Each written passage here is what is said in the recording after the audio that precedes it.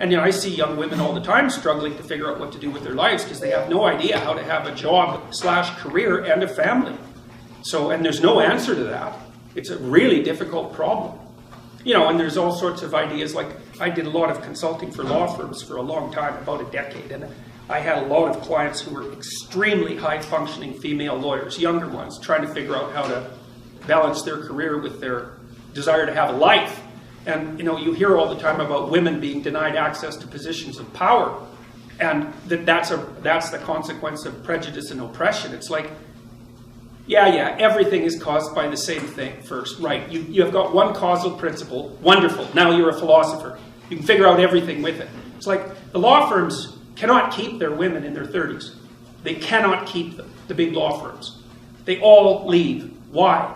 Because the women hit 30, they're brilliant, conscientious, intelligent. They were deadly in high school, deadly in university. They nailed law school. They whipped through their articling. They made partner by the time they were 30. It was like they're in a rocket to the top position. What do they find when they get there?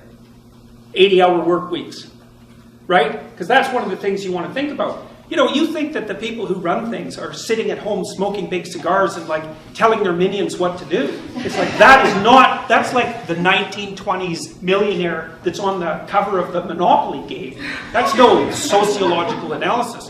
I know lots of people like that, and they work all the time, from the second they wake up till the second they go to sleep. And they don't just casually work. Because I know some of you go to the library for 6 hours and you say, well, I studied in the library for 6 hours. Like, no, you didn't.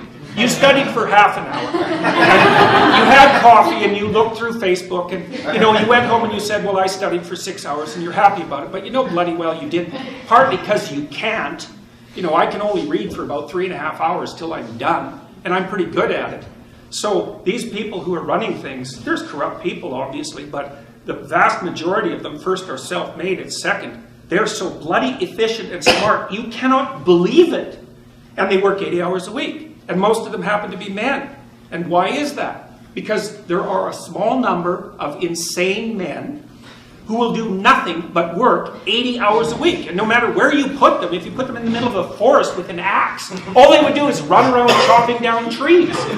So the issue isn't, why aren't there more women in positions of power? It's, why are there any men insane enough ever to occupy those positions? Because we also know, and the data on this is very clear, what's the relationship between money and well-being? Once you have enough money to keep the bill collectors from your door, so once you have enough money to stave off misery, which is sort of lower middle class, something like that in our society, maybe a little lower than that, extra money does not help you. It does not improve your life. So why bother with it? Well, that's what the women in the law firms think. It's like most of them, by the time they're in their 30s, are married. Almost all of them are married to men who make as much money or more than they do, because that's what women go for cross-culturally. 4 to 5 years older, equal or higher in the socioeconomic status.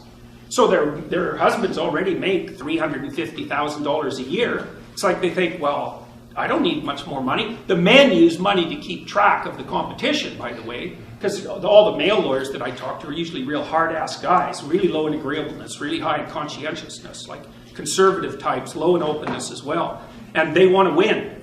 And the reason they care about their damn bonus at the end of the year isn't even so much because of the money, it's because they got a much bigger bonus than the other son of a bitch sitting beside them, and they're happy about that. So there's a real brass knuckles competition that drives these sorts of things. But we get things backwards so often in psychology and in sociology. It's not why there aren't more women in positions of power. It's, why do any men want those positions?